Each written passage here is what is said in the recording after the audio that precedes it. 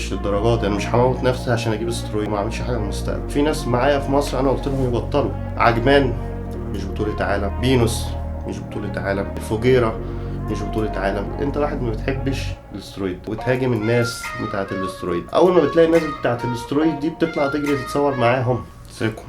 الفيديو ده انا مصور على التيك توك، اول مرة تشوفني على التيك توك اعملي فولو، وهتلاقي فوق اللينك انا هسيبهولك في البايو بتاع اليوتيوب.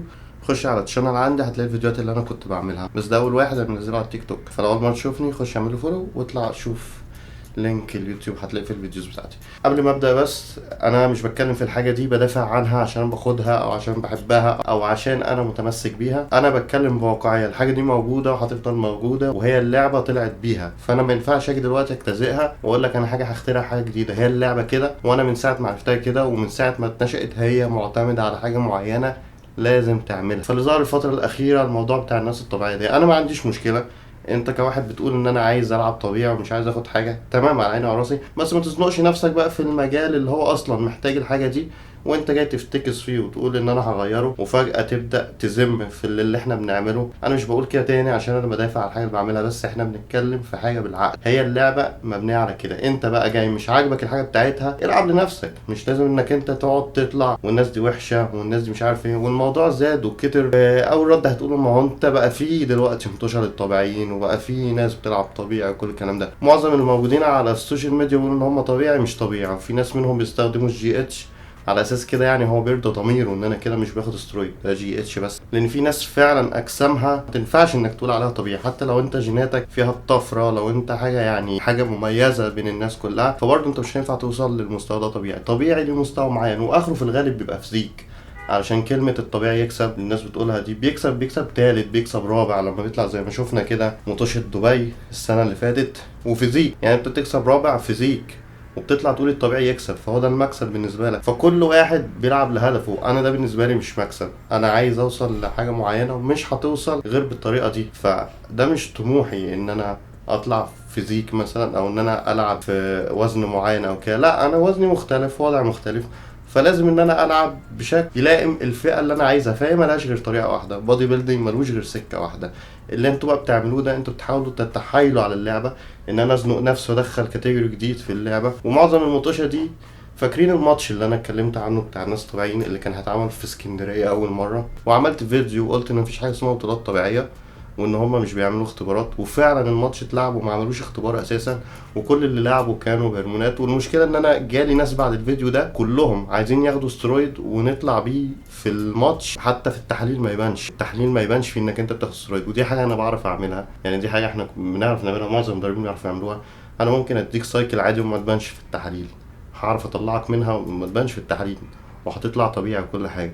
وجالي فعلا ناس كتير اشتغلت معايا الفتره دي اللي بعديها ان هي عايزه تاخد استرويد عشان تنزل ماتش. والمفاجاه بعد كده ان الماتش اتلعب ومحدش عمل اختبارات اساسا، فاللي كان مشغل استرويد في الماتش عادي لعبه عادي. هسيب لك الفيديو في الاي فوق عشان تفتكر يعني اللي انا كنت بقوله اياميها لو حابب تتفرج عليه تاني. فالمهم يا جماعه، هي اللعبه ليها قواعد، فانت عايز تلعب اللعبه دي لازم تتبع القواعد، مش هينفع تخالفها وتعمل كاتيجوري جديد ليك انت لنفسك وتقعد تشكر فيه وتذم الباقي.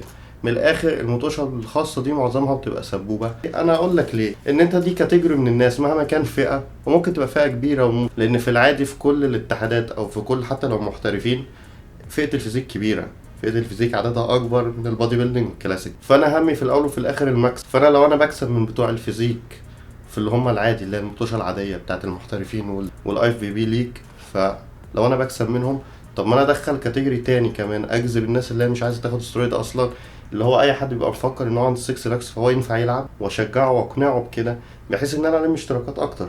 بس هو ده كل الموضوع. بس تقول لي بقى، هل في حد في الاخر بيبص للمطوشه بتاع الطبيعيين؟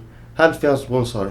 هل انت بتكتسب حاجه من ورا انك تلعب ماتش زي ده؟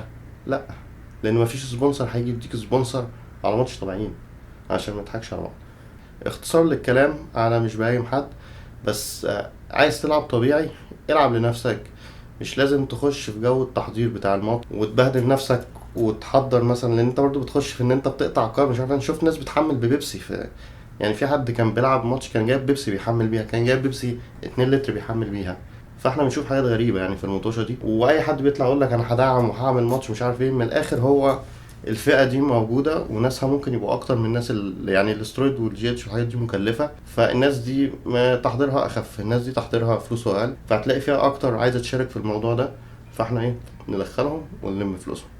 بس هو ده اختصار كل الطبيعة، عشان ما تفتكرش ان انت بتعمل حاجة هايلة وكبيرة. وانت بتقول لي كده انا بحبطك، لا انا مش بحبطك، بس الناس هي اللي ابتدت، يعني الناس هي اللي ابتدت. طبيعي يكسب، طبيعي يكسب، ويبداوا فاهمني يعني يتكلموا بقى على ان الناس اللي بتاخد هرمون دي مش عارف ايه وبتاع. انا مش فارق معايا ان انت بتقول مثلا ان انا باخد هرمون وبتاع، بس ما تجمعش. مش كل الناس بتستخدم حاجة غلط، ومش كل الناس مش عارفة هي بتعمل ايه، ومش كل الناس بتدمن الموضوع زي ما انتوا بتقولوا.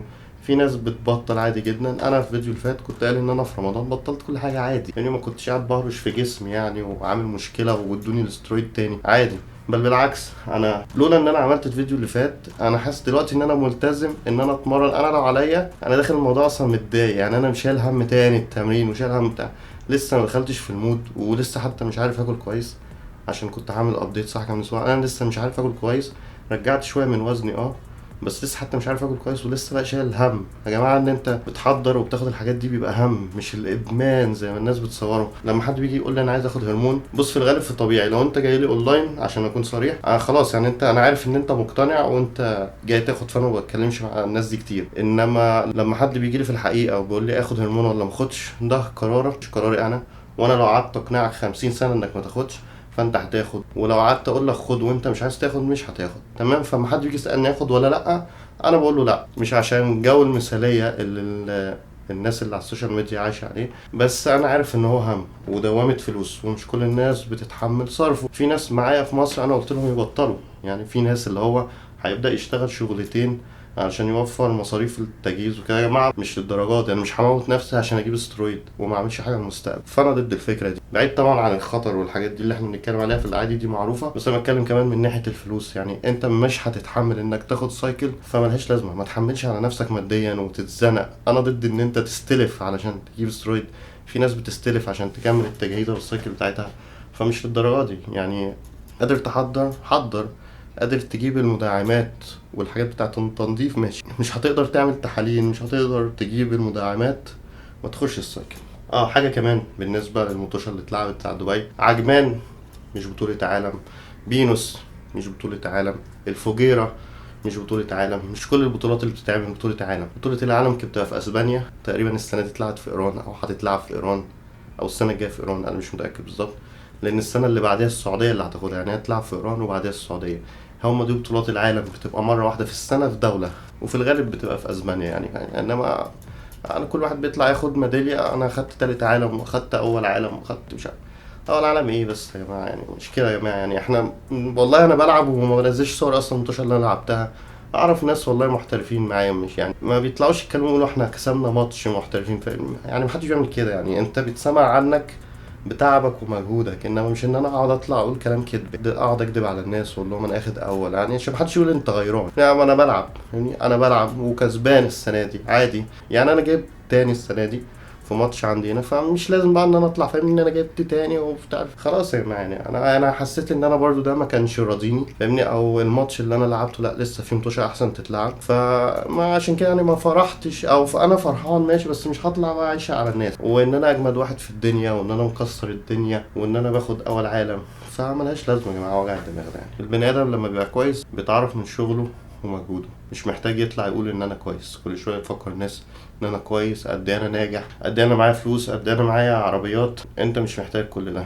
وهتلاقوا اللعيبه الكبيره ما بتعملش الكلام ده. الاحسن لعيبه في العالم ما بيطلعوش يعملوا وجع الدماغ اللي بيحصل عندنا على السوشيال ميديا عموما.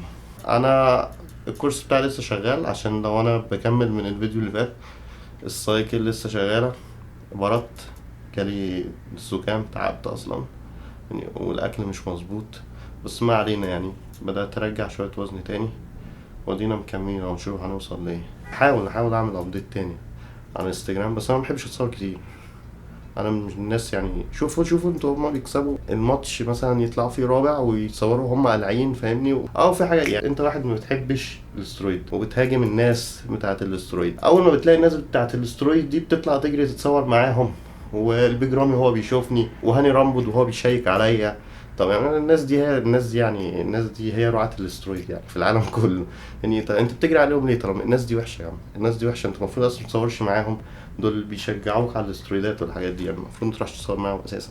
فخليك صريح، مش معنى انك انت خايف من الحاجه مثلا او ما عندكش جرأة انك انت تاخد الحاجه، او انت اخد الموضوع ده كبزنس اللي هو انا بني ادم طبيعي عشان الناس تيجي تتمرن معايا، فتقعد تشوه صورة حاجة تانية انت اصلا نفسك تعملها. ما لو وصلت لاخر الفيديو يا ريت تعمل سبسكرايب ويا ريت تشيره، لان انا عارف ان القناة ان هي ماتت الفترة اللي انا ما بتكلمش فيها دي، وكذلك الانستجرام مات خلاص. انا كنت بقول ان انا ما بحبش اتصور كتير، يعني انا بقول الناس دي هنا بشوف ناس الحمد لله، يعني الحمد لله ان احنا ممكن نبقى احسن من ناس تانية، بس يعني بشوف ناس بتروح فاهمني ما فيهاش حاجه وتروح تقعد تنزل صور صور صور صور صور. انا لحد دلوقتي ساعات انا بتكسف اشوف، يعني بتحرج اتفرج على العرض بتاعي بعد ما بنزل، فالحمد لله. يلا، ما اترككم في رعايه الله، اشوفكم الفيديو الجاي. انا بحاول انزل فيديوهات اكتر من الاول. يلا سلام.